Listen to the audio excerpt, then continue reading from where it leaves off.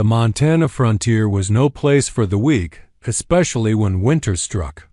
Snow didn't fall here it attacked. The wind carried ice like bullets and screamed across the open plains without mercy.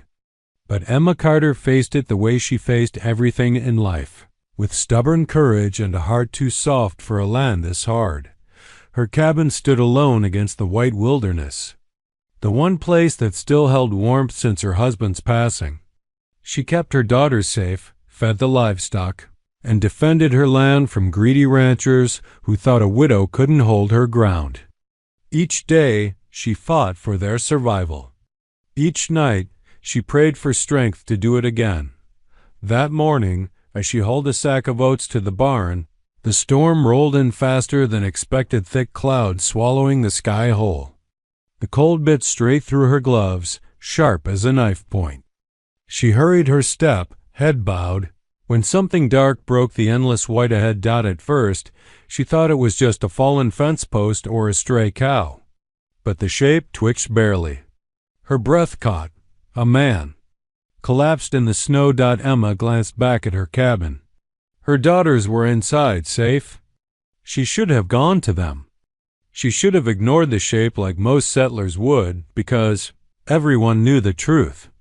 There were men out there who wouldn't hesitate to harm a woman alone. Still, she couldn't leave a living soul to freeze.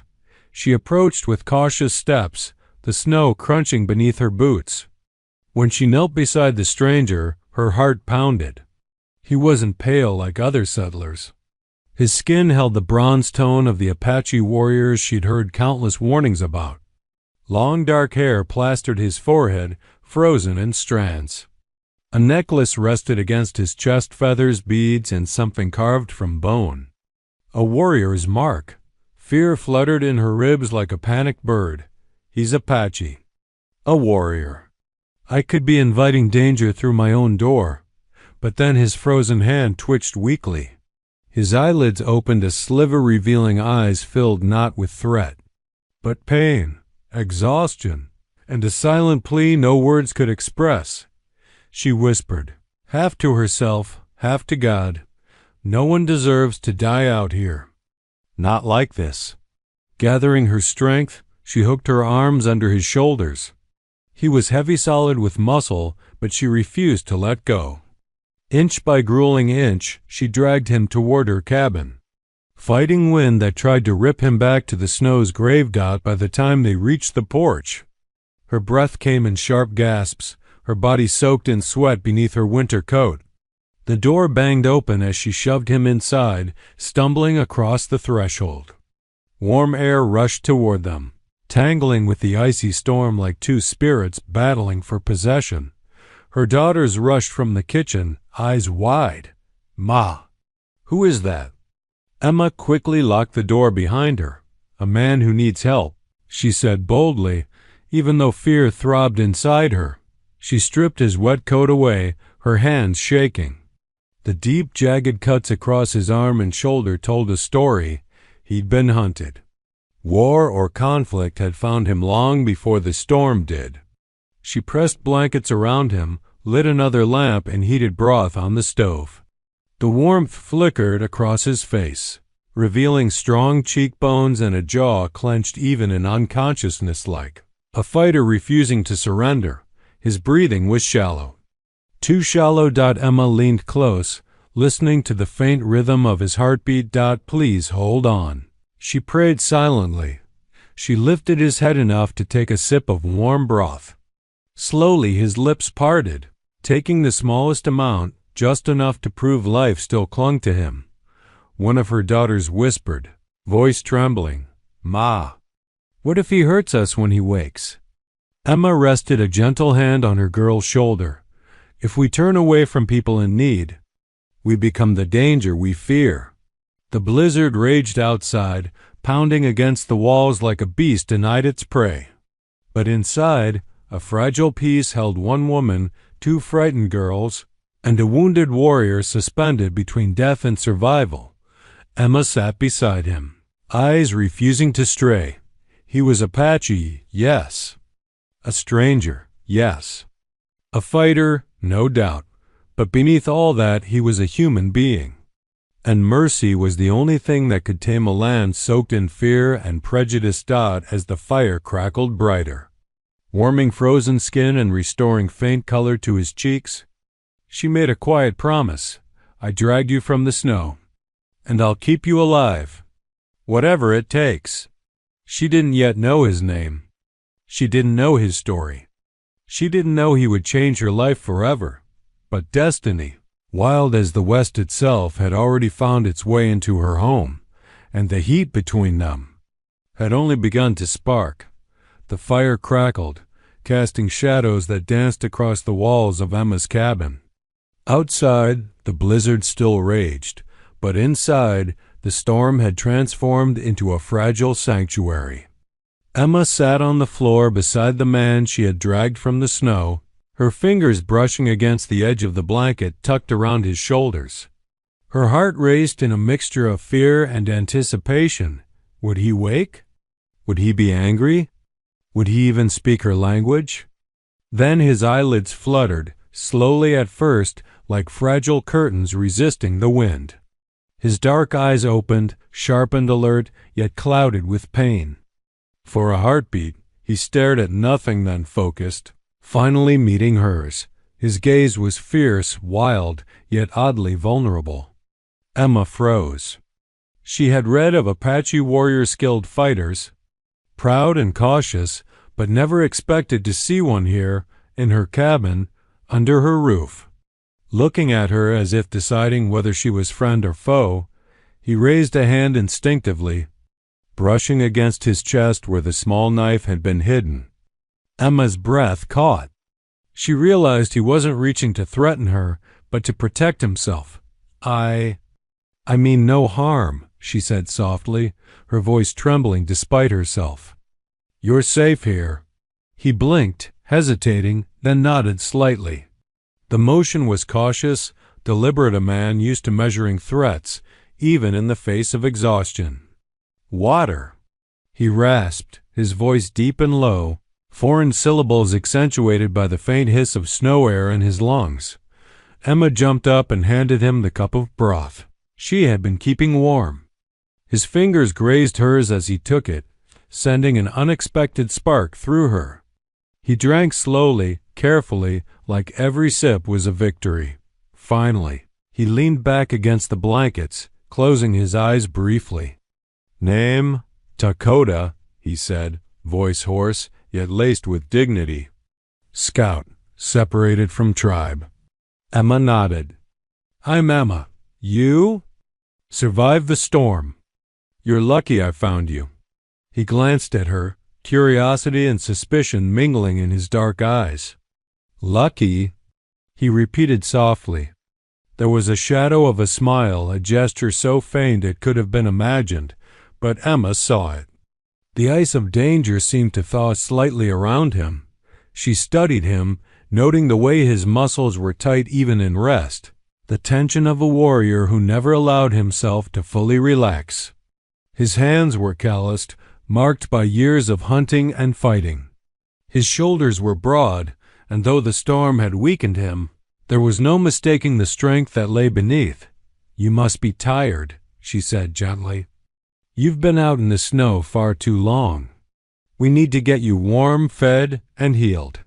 He nodded again, but his gaze wandered to the small cabin's walls, the girls peeking curiously from the corner, and the fire that seemed so foreign to him.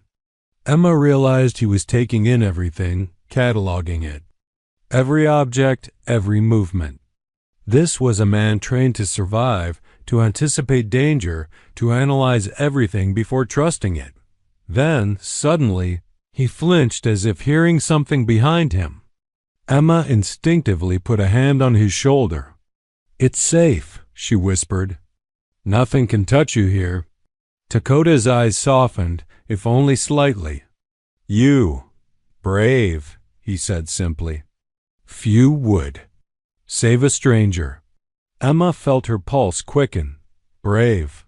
That one word carried weight, a recognition of her courage, of her willingness to act against fear and prejudice.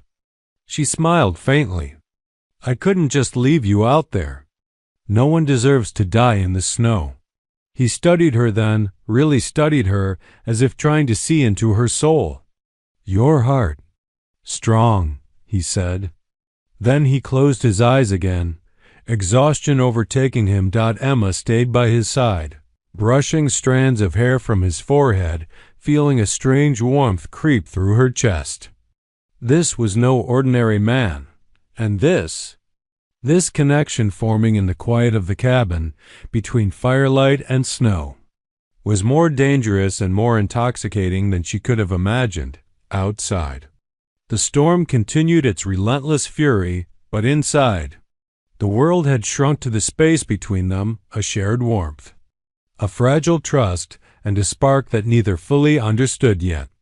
She realized that saving him was only the beginning. Dakota had awakened not only from the snow, but from the invisible walls that separated two very different worlds, and in that firelit cabin, as he drifted in and out of sleep, Emma felt it, something unspoken, undeniable, and impossible to ignore. The warrior was awake, and so was the danger, and perhaps so was the heat between them. The snow had stopped, leaving the Montana landscape blanketed in white, glistening under a weak winter sun. But inside Emma's cabin, the storm of emotion and tension was only beginning. Dakota's body had gained strength from her care.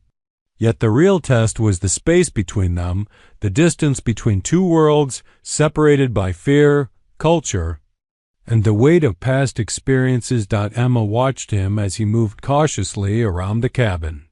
Every gesture was precise. How he lifted a log, how he checked the fire, how his eyes scanned every corner. She realized that years of survival had made him both alert and wary. A warrior's instinct ran in every motion. But there was also curiosity, a quiet desire to understand this place, this life, and perhaps even her. "Careful with that wood," she said softly, breaking the silence as he prepared to chop a log for the fire. "It can split if you strike at the wrong angle." Dakota looked at her, dark eyes narrowing with concentration, then nodded.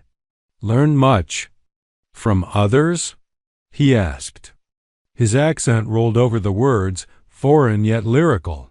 Emma smiled faintly, admiring his willingness to ask, to engage despite the obvious differences. "Mostly from necessity," she replied. "Life on the frontier doesn't forgive mistakes. You either learn or you don't survive." He grunted, almost contemplative, then worked carefully, following her advice. The log split cleanly on the first try. His eyes flicked to hers approval, and respect passed silently between them. It was then that her daughters peeked from the doorway. Young, curious, yet cautious. "He's not scary, Ma," whispered the youngest. Emma shook her head. "No, he's hurt, and we're helping him. That's all that matters right now." Dakota, sensing the presence of the children, lowered his eyes and smiled faintly. It was a small gesture, but one that spoke volumes. The warrior in him softened around these little lives. He helped them stack firewood, showing how to balance the logs for warmth. Emma watched, heart tightening as she saw another side of him, a gentle patience she hadn't expected. That afternoon, Emma handed him a tool to fix the barn door that had been rattled by the storm. As they worked side by side, the conversation turned tentative, cautious, but human. "You live alone?" he asked finally, glancing at the small kitchen where her daughters played quietly. "Yes," she said, "since my husband passed. It's not easy, but we manage. We have each other." Dakota nodded, understanding beyond words. "Family is strong. Keep safe." He gestured vaguely toward the girls. "Protects? At all costs." Emma felt a shiver of emotion. She realized that despite the differences in language and culture, some truths were universal. Love, loyalty, courage, and protection. As they worked, The silence grew comfortable. Not awkward, but alive with possibility. The sparks of tension that had simmered when he first woke now shifted into something more subtle, more dangerous. Trust. And maybe something deeper. Emma could feel her pulse quicken every time his hand brushed hers, every time their eyes met over the barn tools. "Dakota," she said softly during a pause, "why did your tribe leave you behind? Were you scouting alone?" He hesitated, jaw tightening. "Storm separated us. I survived. Needed shelter." His voice carried the weight of isolation, and Emma understood. He wasn't used to receiving help. He was trained to rely on himself, and yet, here he was allowing her care. For the first time, he looked at her with something resembling vulnerability, and Emma's own defenses softened. She realized that courage wasn't always about fighting. Sometimes it was about letting someone in. Later, when the chores were done, they shared a simple meal of stew and bread. The firelight reflected in their eyes, warmth mingling with unspoken emotions. Words were sparse, but understanding flowed freely. Two worlds had collided under one roof, and for the first time, the walls between them began to crumble. Dakota's gaze lingered on her, unreadable yet intense. Emma felt a flutter in her chest, a dangerous warmth that had nothing to do with the fire. She knew she was crossing into uncharted territory, welcoming a man whose life and culture were vastly different from hers. But she also knew that sometimes the frontier demanded that you trust the unexpected, embrace the unknown, and let courage guide the heart. And as the snow glistened outside, a silent promise formed between them. The warrior and the woman. Two strangers from different worlds would navigate this harsh land together, because in the West, survival meant more than enduring the storm. Sometimes, it meant letting someone into your home and your heart. Winter had begun to loosen its grip on the Montana frontier, but the landscape was still unforgiving. Inside Emma Carter's cabin, life had settled into a cautious rhythm.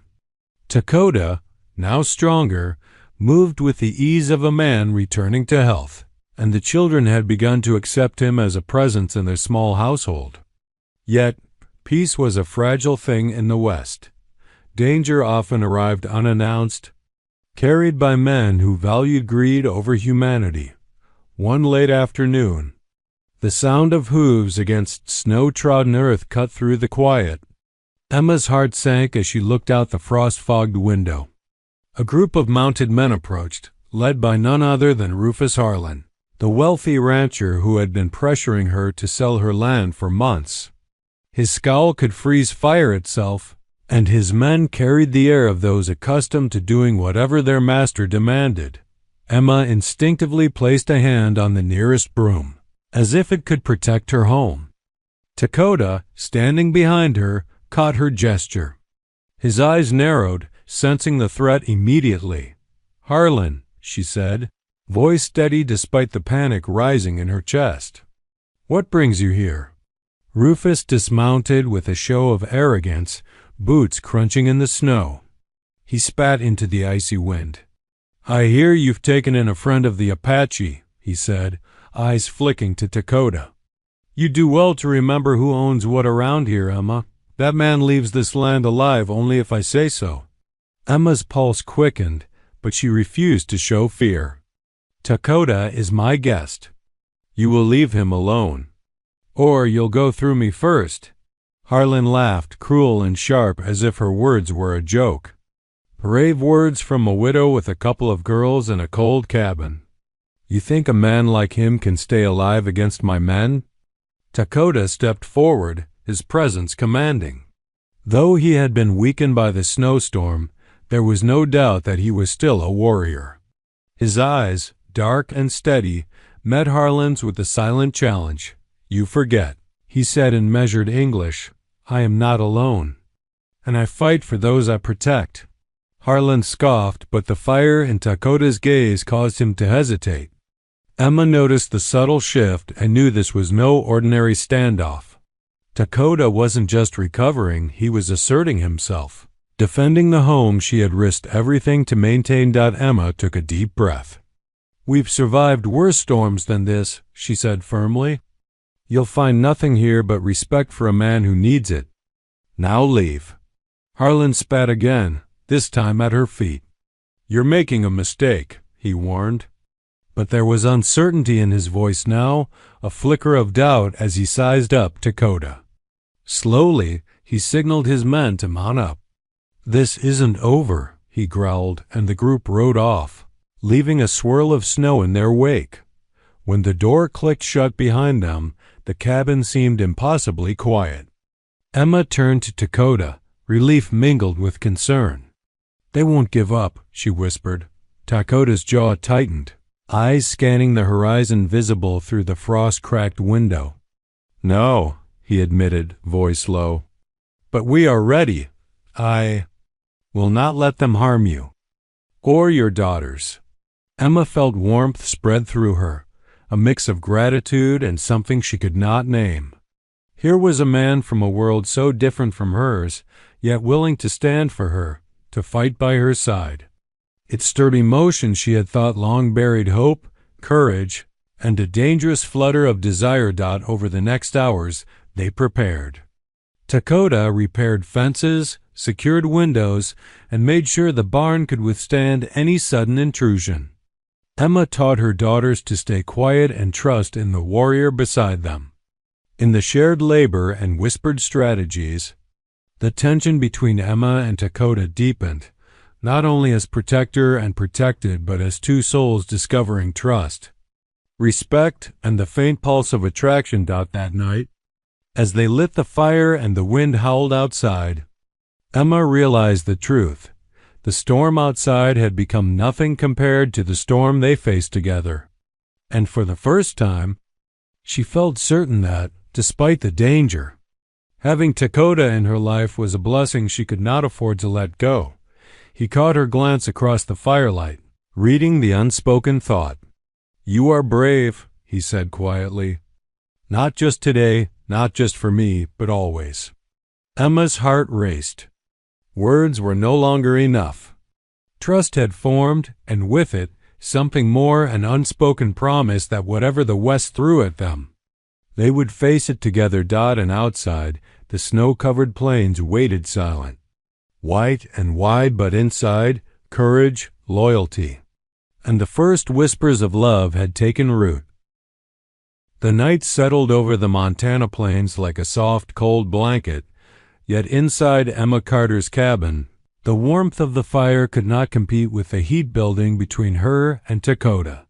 The events of the day, the storm, the confrontation with Rufus Harlan, and the realization that danger was never far had left both of them tense, alert, and alive in ways neither expected. Dakota had finished fortifying the cabin for the night. The girls were asleep upstairs, dreaming of simpler days, oblivious to the storm outside and the more dangerous storms lurking in the hearts of adults. Emma sat by the fire, stirring the last of the stew, her mind restless. "Dakota," she said softly, hesitant, "do you ever rest? I mean, really rest?" He looked up from where he cleaned his tools, eyes reflecting the dancing flames. "Rest, not easy. When you live as I have, trust is a fragile thing. Danger always near." Emma nodded. She understood. Life on the frontier demanded constant vigilance. But there was something more here, a war within his heart, and she felt drawn to it even as it frightened her. He stood and approached the fire, careful not to sit too close, respecting the space that wasn't entirely his. "You, brave," he said quietly, his voice carrying more weight than words alone. "Not because of your strength, because you face fear and do what must be done." Emma's breath caught. His words weren't just praise. They were recognition, understanding, and something that felt dangerously like admiration. She realized that courage, when shared, could ignite more than just survival instincts.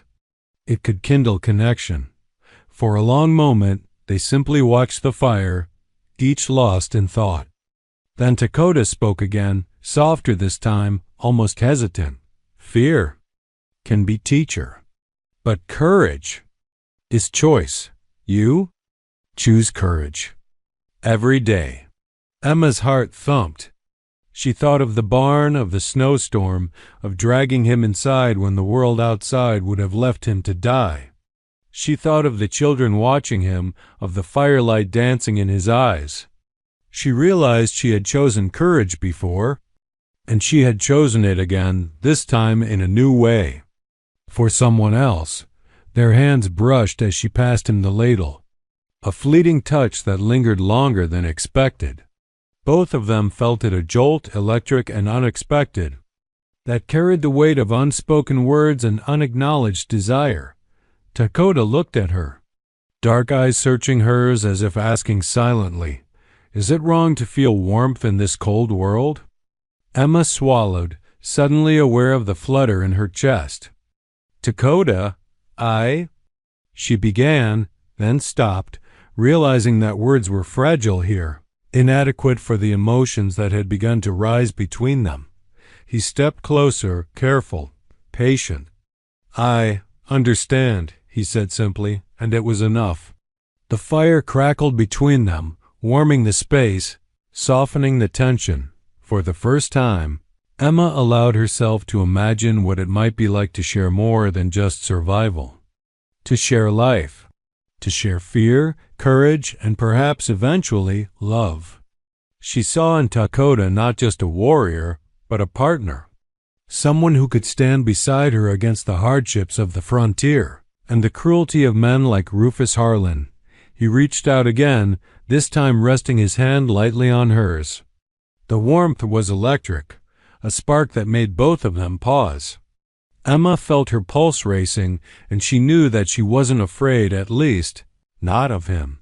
Outside, the wind howled, but inside, the cabin was a sanctuary of shared courage and quiet longing. Each moment of tension and fear they had endured together had built a bridge between them, one constructed not from walls or fences, but from trust, understanding, and the fire of human connection. Finally, Dakota spoke, voice low, almost a whisper. "Tomorrow, we face whatever comes." "Together?" Emma nodded, heart swelling. "Together," she said, her voice steady, full of conviction. In that simple word, everything shifted. The storm outside no longer seemed insurmountable. Fear no longer held them hostage. Courage shared, chosen, and felt deeply had become the foundation for something more. Something enduring. As the fire burned low, they sat side by side, close but not yet touching, hearts aligned in a rhythm only they could hear. And in the quiet glow, Emma realized that the frontier had given her more than survival. It had given her hope. It had given her a warrior she could trust. And perhaps, one day soon, it would give her love. In the West, courage could be a shield. And sometimes it could ignite the heart. Winter was slowly giving way to spring. The Montana plains, once a harsh expanse of snow and ice, now glimmered with the promise of new life. Wildflowers peeked from the thawing earth, streams gurgled with melted snow, and the air carried a freshness that felt almost magical after months of relentless cold. Inside Emma Carter's cabin, life had transformed in subtle, profound ways. Dakota had fully recovered, strong and alert, yet no longer a stranger in her home. He had become part of the household, teaching the girls, helping with chores, and sharing stories of his tribe. In return, Emma had opened her home and her heart, bridging a gap between two very different worlds. The calm of spring was interrupted one morning by the sound of distant voices and the faint beat of drums. Emma stepped onto the porch, squinting against the morning sun. A group of riders approached through the meadow. Dakota tensed, recognizing the movement of his people. "Dakota!" one of the riders called. "We've been searching for you. Your tribe feared you lost to the winter storms." Emma felt a tug of anxiety. The man she had come to trust and care for was part of a world she barely understood. She wondered, would he leave? Would he abandon the life he had begun to build with her and her daughters? Dakota dismounted slowly, then turned to her. His dark eyes softened, the fierceness replaced with something more tender. "Emma, I must return with my people to ensure peace and honor," he said. "But I do not leave without you." Her heart leaped. I don't want you to go," she whispered, realizing in that moment how deeply she had come to care for him. He stepped closer, taking her hands in his. "I do not seek to take your life from you," he said, voice low. "I seek to build a life together. Here, with you." Emma felt tears prick her eyes. She had faced storms, threats, and the harshest of winters, and now, here was a man who had risked everything to protect her, who stood willing to bridge the chasm between their worlds. She nodded. "Then stay," she said simply. "With us." "With me?" Dakota smiled, and in that smile, Emma saw not just love, but the promise of unity, trust, and shared courage. Together they returned to the cabin, greeted by the delighted faces of her daughters. The household was no longer just a home. It was a family, a fusion of cultures, experience, and hearts bound by compassion. In the days that followed, Dakota's tribe visited, curious but respectful of the woman who had saved their warrior. Emma welcomed them, teaching them about frontier life while they shared their traditions and wisdom. Differences that once seemed insurmountable became bridges of understanding. The West was harsh, but together they had made it a place of cooperation, respect, and hope. One afternoon, standing on the porch, Emma and Dakota watched the sun sink behind the horizon. The land stretched out before them, wide and untamed, yet it no longer felt lonely or threatening. Dakota took her hand, and for a moment, words were unnecessary. Finally, he spoke, his voice quiet but filled with conviction. "You saved my life. And I hope to spend all my days saving yours, together." Emma smiled, squeezing his hand.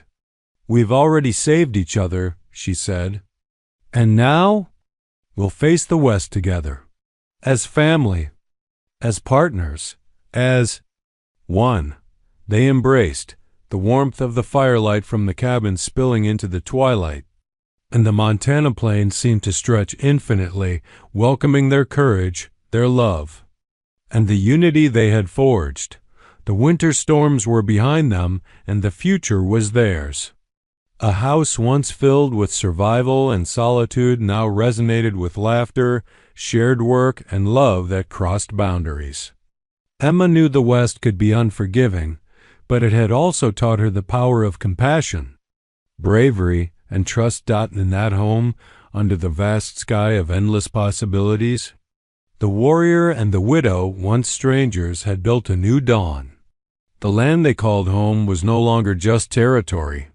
It was a symbol of courage, understanding, and the power of human connection.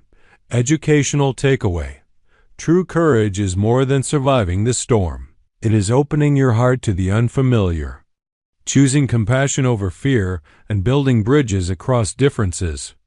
Strength is measured not only by what you protect, but by the lives you uplift along the way. And so, Emma, Dakota, and the children thrived together, proof that even in the harshest frontier, empathy, love, and unity could create a family and a future worth fighting for. The end.